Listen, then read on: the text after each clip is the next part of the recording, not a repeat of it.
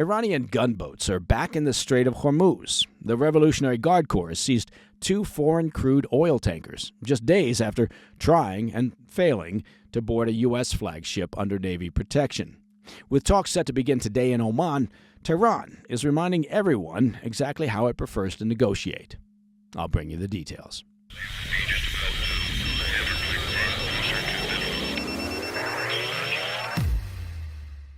It's getting fairly crowded in one of the world's most critical shipping corridors. According to Iranian state-linked media, the Islamic Revolutionary Guard Corps, the IRGC, has seized 2 foreign crude oil tankers in the Persian Gulf, accusing the vessels of maritime violations while transiting near Iranian-controlled waters. Details remain limited at this point, but Tehran claims the ships were detained over alleged fuel smuggling and failures to comply with Iranian maritime regulations. The IRGC Navy's Public Relations Department, really? What? The IRGC, the same group that just finished killing thousands of citizens and detaining tens of thousands more, has a PR department? Well, okay, I digress. Anyway, they alleged that more than 1 million liters of fuel were found on the ships. That's about 6,300 barrels. The 15 foreign crew members were taken into custody and referred to the judicial authorities. As is often the case, those accusations have not been independently verified, and the crew's nationalities and the ownership of the vessels have not been fully disclosed. What we do know is this: neither tanker appears to be American-owned, but that doesn't make this incident inconsequential. In fact, it fits into a pattern that we've been tracking this week. Just days ago, the IRGC attempted a similar maneuver against a U.S.-flagged tanker, the Stena Imperative, while it was transiting the Strait of Hormuz, roughly 16 nautical miles north of Oman's coast. According to U.S. officials, 3 pairs of small, armed IRGC fast boats approached the vessel and ordered the captain by radio to stop engines and prepare to be boarded. Instead, the vessel did what it was trained to do. The ship increased speed, maintained course, and issued a distress call. That call was answered quickly. A nearby U.S. Navy-guided missile destroyer, the USS McFall, along with U.S. Air Force assets, moved in to escort the tankers safely through the strait. So that boarding never happened, but Iran's message was delivered. Well, in the minds of the regime at least. They're still in control of the strait, at least in their minds. Now let's zoom out for a moment. Many are saying President Trump is engaged in a form of gunboat diplomacy, with the aircraft carrier USS Abraham Lincoln positioned right on Iran's doorstep. The IRGC, it seems, is reminding the world that it has gunboats of its own. Although, to be fair, well, they are in no way comparable. Iran has long relied on asymmetric tactics in the maritime domain, fast boats and harassment and seizures, to compensate for conventional military weaknesses. When tensions rise, the Strait of Hormuz inevitably becomes Tehran's pressure valve, a place where it can demonstrate control, create risk, and shape negotiations without firing a shot.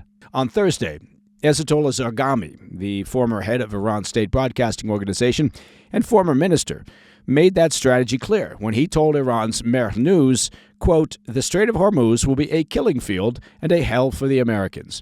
Iran will show that the Strait of Hormuz has historically belonged to Iran," end quote. Now, one could argue that Zarghami is either a moron or a delusional moron, but I digress. Now, all of this is unfolding as Washington and Tehran are sitting down today in Oman for their first round of talks aimed at restarting negotiations over Iran's nuclear program. These discussions were nearly derailed before they began, with Tehran pushing hard to keep the agenda tightly focused and free of discussions around missile programs, proxy forces, or regional behavior. So while diplomats are set to meet behind closed doors, apparently okay with sticking to the regime's agenda, Iranian gunboats are setting their own opening statement. The message is straightforward. Iran wants to negotiate from a position of strength. Really. It wants to remind the United States and every commercial ship transiting the Gulf that stability in these waters exists only with Tehran's consent. At least, that's how they imagine it. Now, I've said it before, and I'll likely be saying the same thing next year and probably the years to come. But there will be no stability and long-term peace in the Middle East as long as this Iranian regime and their IRGC stay in power. Until the people of Iran perhaps along with some level of meaningful support from the international community, remove the mullahs and the IRGC, nothing in the Middle East will change. All right. Coming up next, Xi Jinping's military purge widens with the removal of 3 defense industry lawmakers in China, while Washington and Moscow signal an unusual moment of restraint by continuing to observe new start limits even as the treaty formally expires. I'll be right back. Hey, Mike Baker here. Now let me ask you a question. When was the last time you woke up actually feeling rested? I mean really rested. Or when was the last time you got through a day without feeling totally stressed out? You know what I'm talking about. Now look, over 50% of adults say they'd feel better if they got more sleep, and stress is often the biggest barrier to a good night's rest. That's why CBD from CB Distillery makes so much sense. CB Distillery has natural solutions for sleep and stress that can help break that vicious stress-sleep cycle. And everything from CB Distillery is premium quality, third-party tested, and free from artificial dyes or fillers. They're the source I trust, and so do 2 million other Stop. All right. Let's start over from the top again. Maybe the third time is the charm. CB Distillery from the top. Live read for the PDB. In 3, 2, 1. Hey, Mike Baker here. Let me ask you a question. When was the last time you woke up actually feeling rested? I mean really rested. Or when was the last time you got through a day without feeling totally stressed out? You know what I'm talking about. Look, over 50% of adults say that they'd feel better if they just got more sleep, and stress is often the biggest barrier to a good night's rest. That's why CBD from CB Distillery makes so much sense. CB Distillery has natural solutions for sleep and stress that can help break that vicious stress-sleep cycle. And everything from CB Distillery is premium quality, third-party tested, and free from artificial dyes or fillers. They're the source that I trust, and so do 2 million other happy customers. Think about that, 2 million happy customers. They have all sorts of solutions, whether you want better sleep or less stress or improved focus or maybe pain relief after workouts or even something for your pets. Look, it's all right there. Their sleep gummies with a combination of CBD and melatonin are a go-to, particularly when I'm traveling and jet-lagged. So if you're ready to start sleeping better, stressing less, and just feeling good again, check out CB Distillery. Visit cbdistillery.com and use my code PDB for 25% off. That's cbdistillery.com, code PDB, cbdistillery.com. Specific product availability depends on individual state regulations. Welcome back to the PDB. A purge that began with a surprising downfall of China's top general has only accelerated. This time, 3 Chinese lawmakers tied to the defense sector have been removed from their posts, widening President Xi Jinping's purge of the military and now the industries that support it. After the announcement Wednesday, Beijing did what it often does in moments like this. Well, it said almost nothing. State media confirmed the removals but offered no explanation, no charges, and no indication that the lawmakers themselves were under investigation. In China's system, that silence usually signals that something larger is unfolding behind closed doors. What we do know is where these lawmakers came from. All 3 had deep ties to China's defense, aerospace, or nuclear sectors. That alone suggests this wasn't a routine personnel shuffle, but a move aimed squarely at the ecosystem that designs, builds, and maintains China's military power. And to understand why this matters now, well, you have to go back just a few weeks. Our regular PDB listeners will remember our coverage of when China's defense ministry confirmed it was investigating General Zhang Youxia, a longtime ally of Xi, for what it called, quote, serious violations of discipline and law. Now, Zhang wasn't just another general. He was the highest-ranking uniformed officer in the People's Liberation Army and the central figure in China's military command structure. That move carried consequences well beyond Beijing. U.S. officials long viewed Zhang as a key military interlocutor, one of the few senior figures with whom Washington could maintain regular contact to reduce the risk of miscalculation between the world's 2 most powerful militaries. When Zhang disappeared from the scene, those comms channels effectively froze. So with lawmakers tied to the same defense and nuclear ecosystem being sidelined, the pattern is becoming harder to ignore. This purge didn't stop with the generals. It's spreading outward into the civilian institutions that support the military, oversee sensitive programs, and handle some of the state's most classified work. One of the lawmakers removed was Zhou Xinmin, the head of the state-owned aviation conglomerate, Aviation Industry Corporation of China, otherwise known as AVIC. Also axed was Liu Tosungli, a longtime nuclear weapons researcher, as well as Luo Qi. Now, Luo Qi held the post of chief engineer of China National Nuclear Corporation. That's a state-owned power giant. It's important to know why these purges are happening in succession recently. These removals come just weeks before China's legislature, the National People's Congress, convenes for its annual session. So the timing's not coincidental, marking the start of a new 5-year planning cycle for the Communist Party. It's a moment when Xi is especially focused on discipline, loyalty, and message control. Removing figures tied to sensitive defense sectors ahead of that session reduces the risk of leaks or internal dissent or heightened security at a politically delicate moment. Xi has set an ambitious goal of achieving full military modernization by the year 2035, a push that has already made China the world's largest military spender after the U.S. But American defense officials repeatedly warn that corruption inside China's military-industrial complex could slow or undermine that effort entirely. The scope of this purge suggests those concerns may not be theoretical. Zhou's case offers a window into the problem. He was appointed as AVIC chairman in March of 2024, but his name has since been quietly removed from the company's website. The day before his dismissal, AVIC announced it had held an internal anti-corruption meeting. Liu's removal is just as telling. He led the China Academy of Engineering Physics, which is the country's premier nuclear weapons research institute. He led that group from 2015 to 2024 and spent decades working on nuclear weapons development.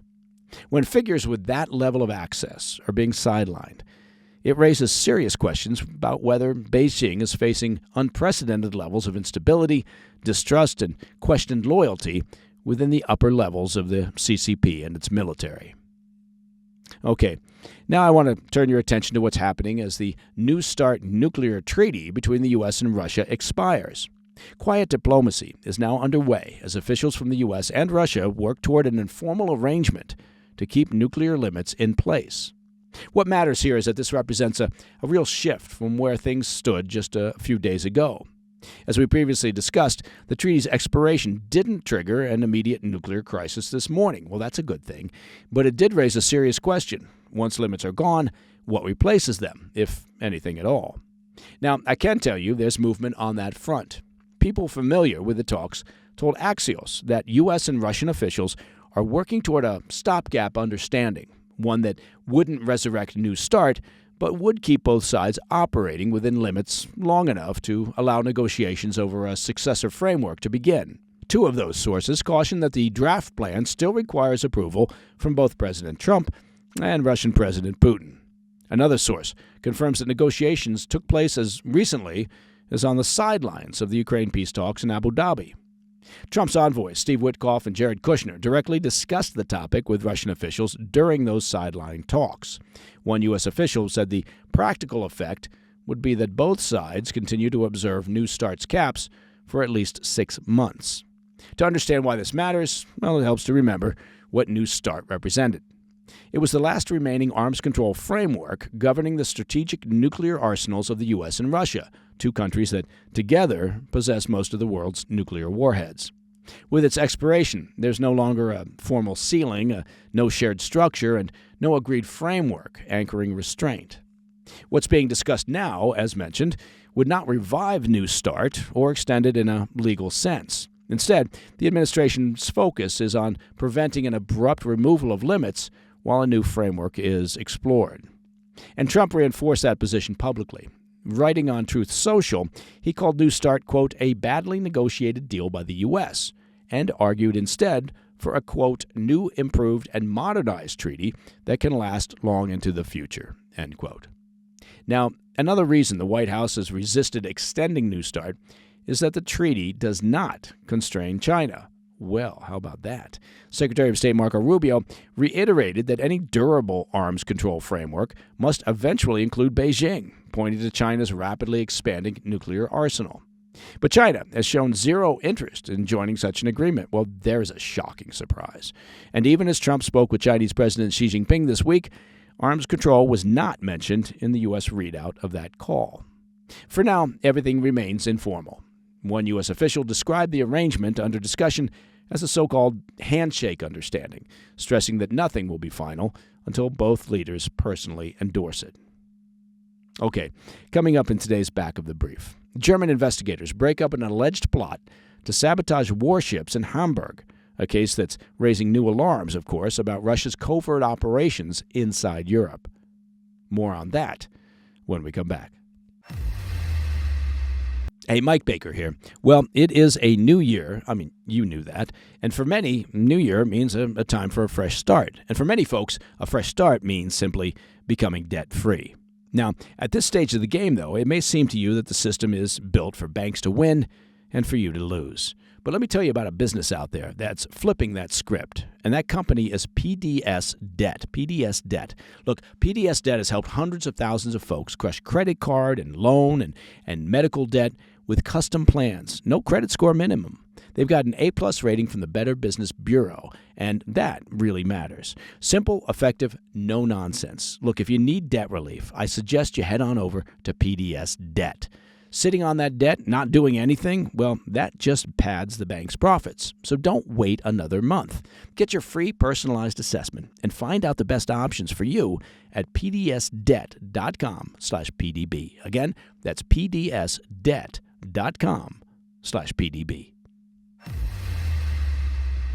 In today's Back of the Brief, European authorities are once again confronting the hard reality of Russia's shadow war across the continent, as German investigators reveal an apparent sabotage attempt targeting the country's navy from inside one of its most critical ports. Earlier this week, German prosecutors announced that 2 men have been detained on suspicion of sabotaging vessels of the German Navy at the port of Hamburg. The suspects, a 37-year-old Romanian national and a 54-year-old Greek national, were arrested in Hamburg and northern Greece, respectively, after a coordinated investigation spanning 3 countries. According to authorities, both men worked at the port and allegedly carried out acts of deliberate damage against several German naval corvettes. That's the smallest class of warship, but a key component of Germany's maritime force structure.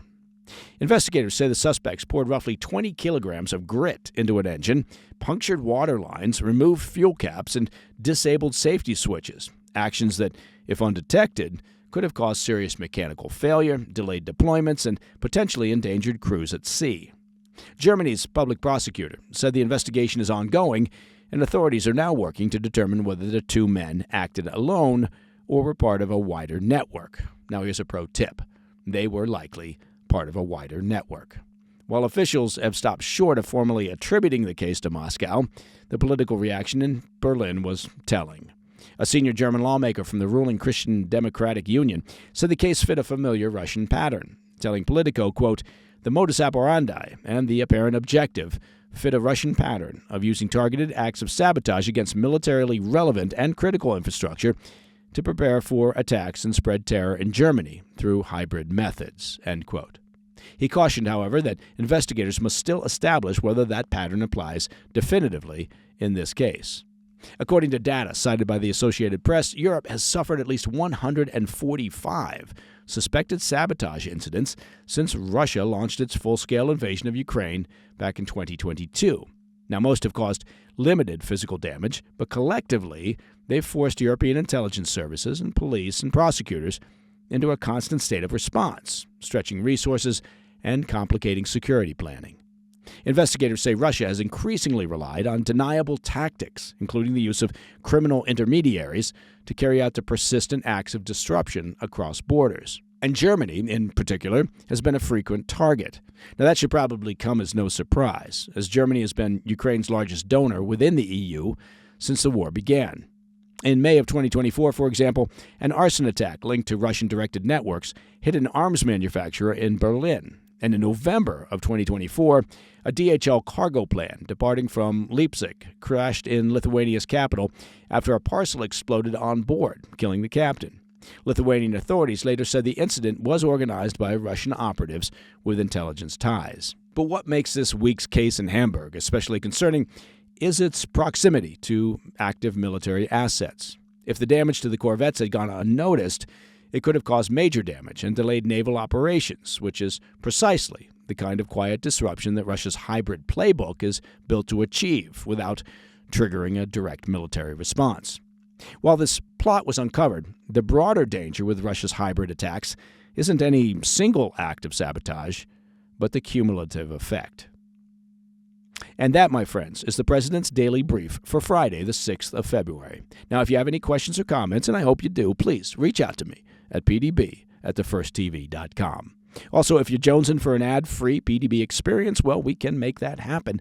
Just become a premium member of the President's Daily Brief by visiting pdbpremium.com. And finally, it is, of course, Friday. Well, you knew that, which can only mean one thing. A brand new episode of our PDB Situation Report is launching this evening at 10 p.m. on the First TV. Our excellent guests include retired Admiral Mike Studeman, former commander of the Office of Naval Intelligence and author of a great book called Might of the Chain, as well as Jan Jekielek. He's a senior editor of the Epoch Times. We're talking all things China and Iran. You can also catch this and past episodes on our YouTube channel. Just head on over to YouTube, obviously, and search up at President's Daily Brief. And you can also find us on podcast platforms everywhere. I'm Mike Baker, and I'll be back later today with the PDB Afternoon Bulletin. Until then, stay informed, stay safe, stay cool. Hey, thanks for tuning in. If you enjoyed this video, don't forget to hit that like button and leave a comment, a really positive, nice, and kind comment. That would be appreciated. And if you're not already subscribed to our channel, make sure to subscribe and turn on notifications so you don't miss any of our daily updates.